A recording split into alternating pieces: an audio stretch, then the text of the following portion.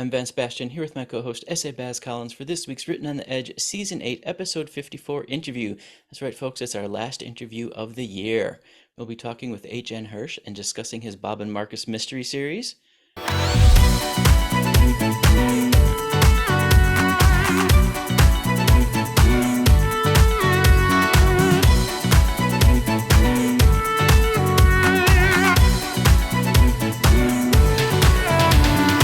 So let's get to know our guest.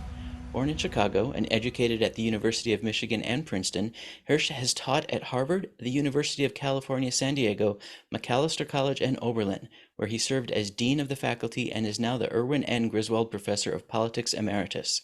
He is the author of The Enigma of Felix Frankfurter, which was reviewed as brilliant and sure to be controversial, A Theory of Liberty, and the memoir Office Hours, as well as numerous articles on law, politics, and constitutional questions. Harry, welcome to the show. Thank you very much. So, with your whole history as a professor, why did you decide to write mystery? Like, where was that passion coming from? Yeah, well, from a couple of places. I've always been a bookworm. I've always done a lot of reading, and I've Really? always and I've always um, enjoyed reading mystery series. Nice. And the subject I taught, the majority of the courses I taught over many decades were constitutional law classes. And a lot of constitutional law has to do with criminal law. So you learn a lot about police procedures and lawyers and prosecutors and how courts function and so on. And uh, my last semester of teaching before I retired was the spring of 2020, which was, of course, when COVID hit Right. everybody. Mm-hmm. So I was on lockdown like everybody, and all my plans for travel and so on went out the window. And so I thought, well, if I'm ever going to do this, writing a fiction, now is the time. And the specific, the first novel is called Shade, and it came out Ooh, last year. And it's a really nice cover. If you that's a can. gorgeous cover, yeah. This kind of has an interesting origin. The story is set in 1985.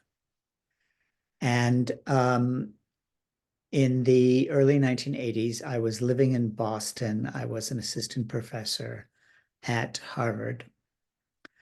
And in the summer, I used to go up to Algonquin, Maine, which is a little resort on the coast of Maine, about 90 minutes north of Boston.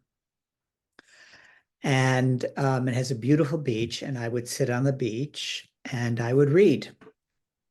And that summer, I had discovered the mystery novels of Amanda Cross, who was in reality, that was the pen name of Carolyn Heilbrunn, who was a very distinguished professor of English literature at Columbia in New York.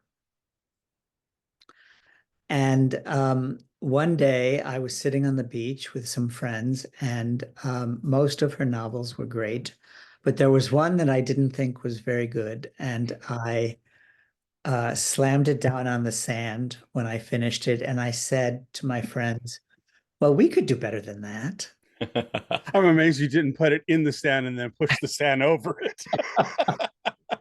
And so we started to hatch this plot about a professor, an assistant professor at Harvard, which is what I was, who gets involved in solving the murder of one of his students.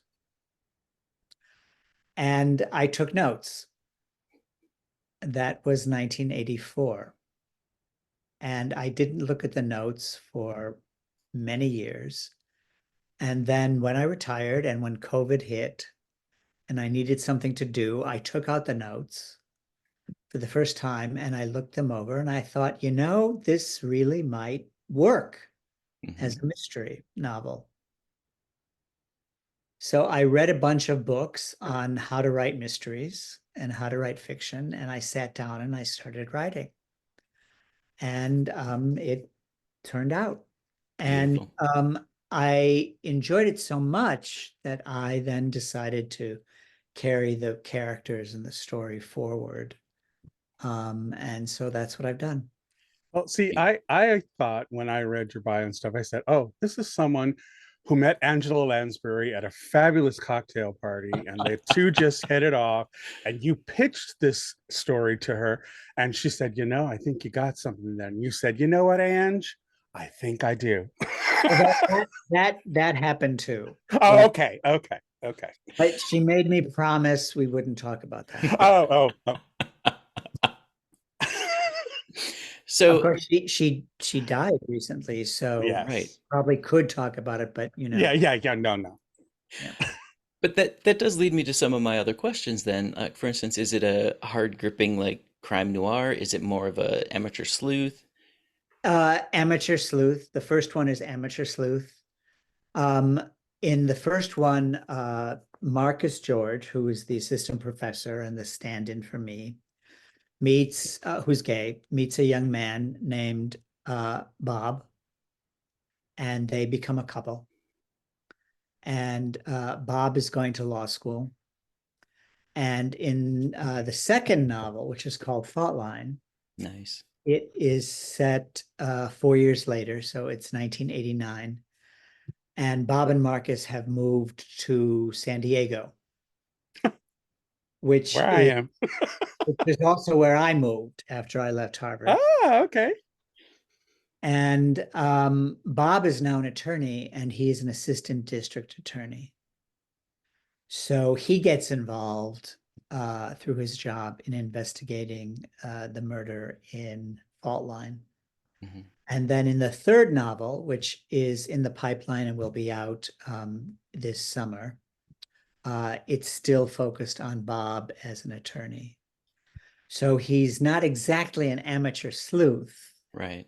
But he gets involved in various ways in solving these murders. So how does Marcus stay involved in books 2 and 3 then? Well, they're a couple, and so they talk about everything. And the case that Marcus gets involved in is often brought to him in one way or another by Marcus, because it's somebody Marcus knows or that kind of thing. Okay. Are they current, contemporary, or are they like set in a certain time period? Fault Line is set in 1989. That's Okay. This one which came. Whoops, sorry. That's this one which came out this past summer. Yep. Rain, which is the next one, is set in 1994. Okay. And the fourth one, which I'm working on now, is set in 2004. Oh, okay. And one of the things I'm trying to do here is talk about through the stories what it's like to be a gay man and a gay couple over time. Because over this period, a lot of things are happening. Mm-hmm.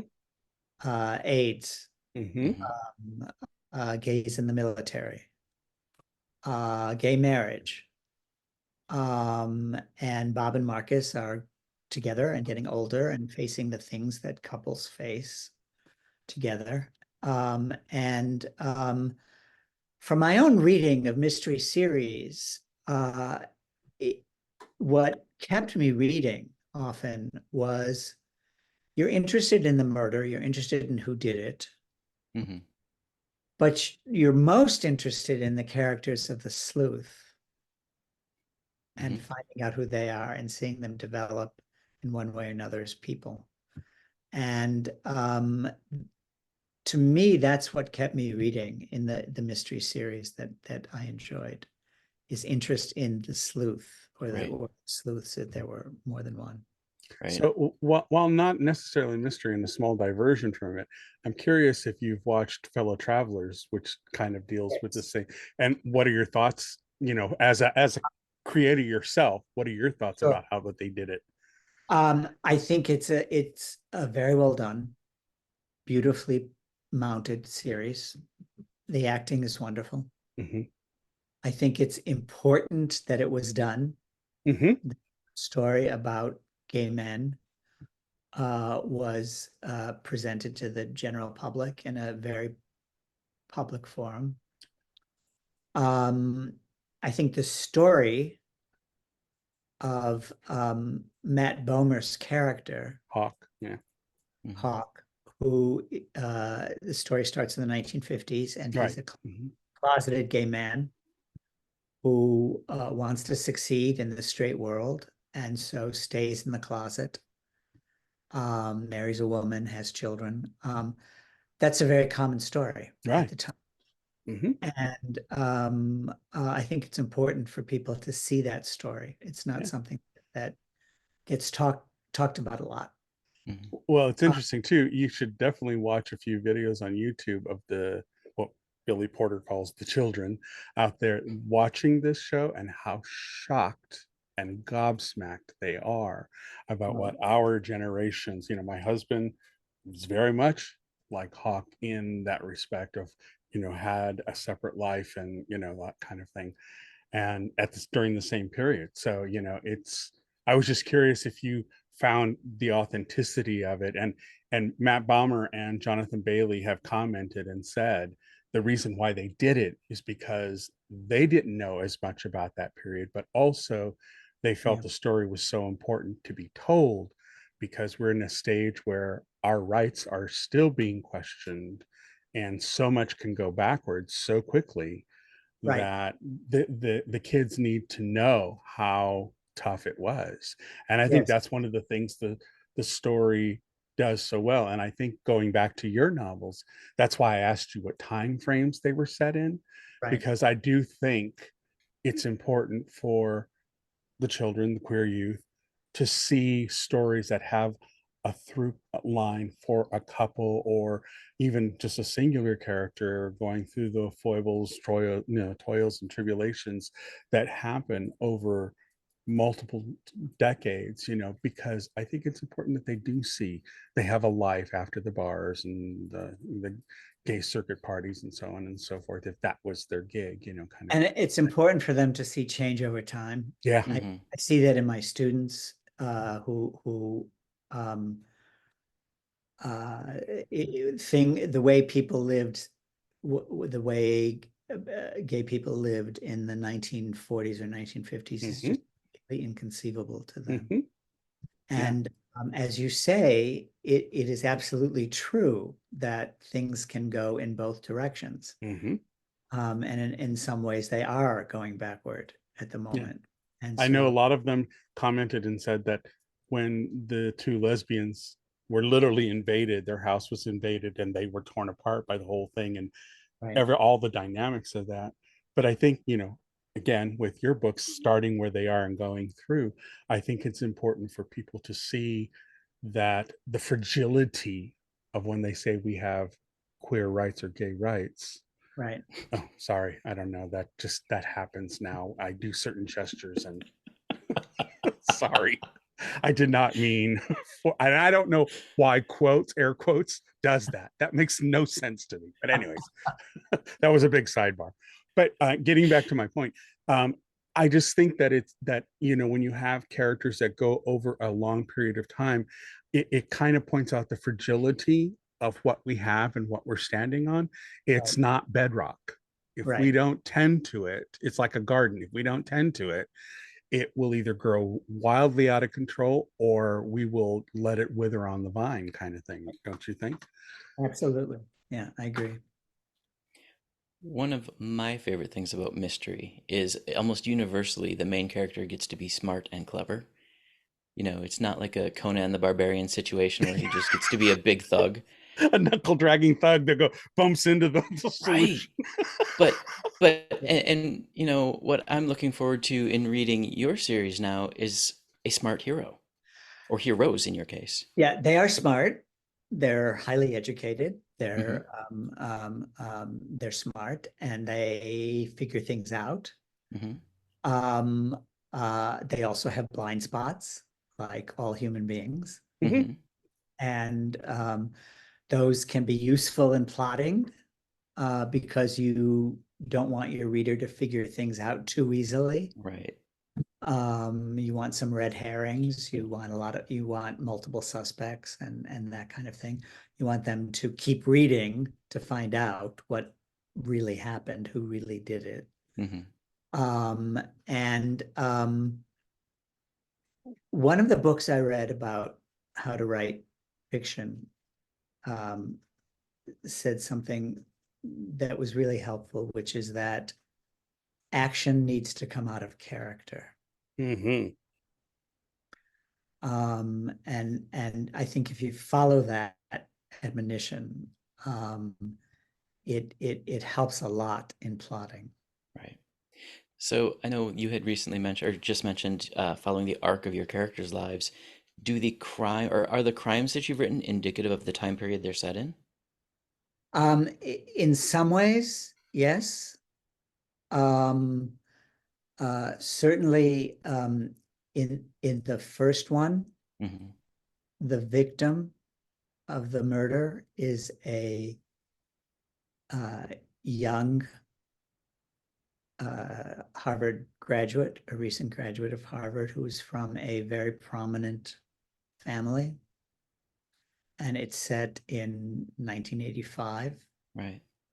Um, and the pressures he felt um, to live a certain kind of life his family expected of him, is certainly part of the story.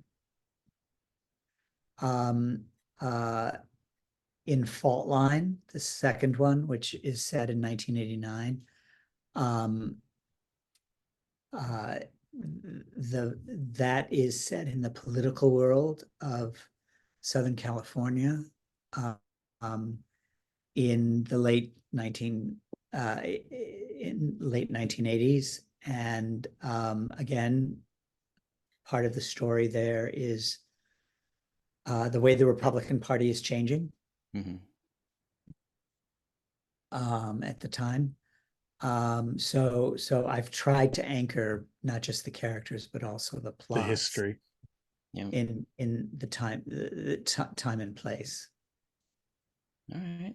Is there anything about your series that you want folks to know that I didn't think to ask? Um, the only thing I hope people will understand is that you don't have to be gay to read a gay mystery. No. Right. That that these are human beings, these are people. Hmm. Um, uh, uh, you can watch fellow travelers even if you're not gay, Right, right? right. Hmm. You can read a gay mystery, And in fact, it's important that our right, It allies is. read those works to really right, see the connection that a right, human story is a human story is a human story, you know. Right. exactly, right. I have Beautiful. one small question to ask regarding. Um, I'm trying to think of how I want to word this. I've noticed that a lot of the youngsters are now starting to rediscover murder mysteries. Do you find that films like Knives Out series and some of the other movies that are coming out that have that whodunit feature to it, do you find that that's making a connection with a younger audience for you? Um, well, Hollywood hasn't bought my film rights Well, yet. okay, well, we'll call them right after But this I interview. did. I honestly, I really did this. I don't know why I did this, but when Shade came out, I I sent a copy to Matt Ulmer. Well, you never know. You can look up a celebrity's Hmm. uh, agent's address, Right. and because I envisioned him as Marcus, one of my characters, right? So, so Matt, if you're watching, really, Right. you have to get this mini series made. Uh, I'll be um, sure to tag him in the video. but I think streaming has so changed the way people are getting entertained these days. Um, uh, that we don't yet know all of the ways in which it's Mm-hmm. changed. taste and what's popular and what's not, and with which demographic and so on and so forth. There does seem to be an increase in crime series, horror series, and so on. That does seem to be popular with audiences. I think Yeah, and I it's think they go in cycles, but I kind of like that we're getting back to this because I think whodunits and mysteries, they're probably one of the most engaging forms of literature because it involves the reader trying to figure it out as they're reading it, right.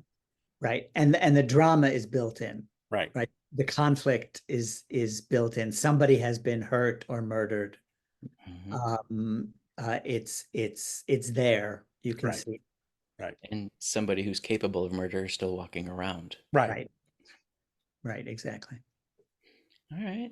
Any other questions, Baz? No, that pretty much covers it. All right. Then are you ready for a get to know you questions? I am, yes. Take it Sounds away. like someone's done their homework. All right. So, in this final edition of the Year of Wow, what one word describes your favorite food? Grapes. Ooh, okay. Little Victorian there. Okay. Your favorite entertainment genre?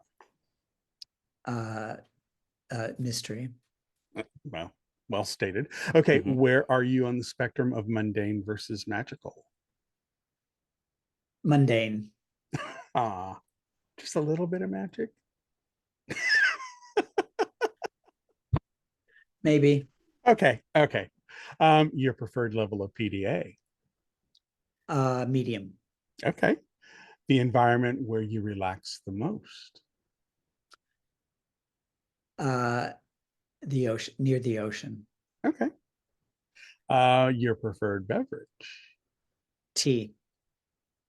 Where do you fall on the scale of youthful naivete versus the wisdom of experience? On a scale of 1 to 5, 5 being incredibly wise, I'm about a 3. Okay. And your favorite fictional character?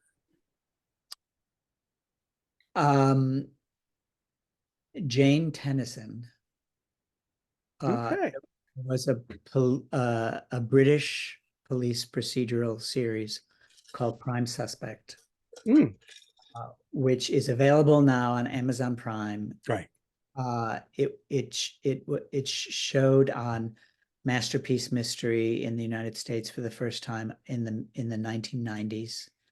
Helen Mirren plays a police detective named Jane Tennyson, and it's a fabulous series. And it's fabulous in part because they don't portray her as a saint, as perfect. She's clearly in many ways a very flawed individual. And I found it riveting. And I was teaching in California. I once walked out of a student's PhD oral exam, which for some reason was scheduled in the evening. And I stood up and I said, "I'm sorry, I have to go home and watch Prime Suspect." It was, I don't know why it was scheduled in the evening. And a PhD oral comes at the end, while after the dissertation has been turned in, it's been accepted. It's really a sort of ceremonial occasion. Right. It's not hugely important. But for some reason, it was scheduled in the evening. It was going on and on and on. I don't know why. And I just had to go home and watch Prime Suspect. So I did. I love I it. love that. Okay. And the final question for 2023's one word, your favorite mode of travel? Air France. Oh, okay. Very specific. Yeah. Very specific. Have they been good to you? It has, and I love going to France. I love France. I love being there. I love everything about it. Um, Yeah. Well, there I you love go. it. You made it through the list. Bravo. Mm-hmm. Good question. I like those questions. Thanks. So I know you've teased us with that you're writing book for. Rain will come out in 2024. Is the pre-order up yet? Do you know? It's not. No. Okay. It hopefully will be up around February. So which link or social media are you most active on so people can watch for that announcement? If people go to my website, which is Hirsch, HNHIRSCH.info, they will find it there. Or if they go to Amazon and enter my name, they should find it there. Yep, you came right up when I searched for you, so Yeah. perfect. Do you have any final words of wisdom? I don't think so. I hope everyone has a great holiday. Bravo. All right, folks, we'd like to extend a huge thank you to H.N. Hirsch for joining us today. Harry, thank you so very much. And thank you very much for doing this. Well, and thank you for telling our stories over time. And That's come back when so Rain important. is available and we want to Yes. talk I about would love to. Perfect. All right, folks, we at Written on the Edge are proud to introduce you to new media by queer content creators. So if you enjoy learning about new artists or hearing our thoughts on entertainment media, please like and subscribe so you get the alerts for new episodes. The show was produced by Rote Ravens Media. For our disclaimers, links to social media, listen stations, or to sign up as a guest, visit www.rotepodcast.com. Tune in next week for 52 episodes of Queer Media Fix. We'll see you on the show. Bye. Bye. Thank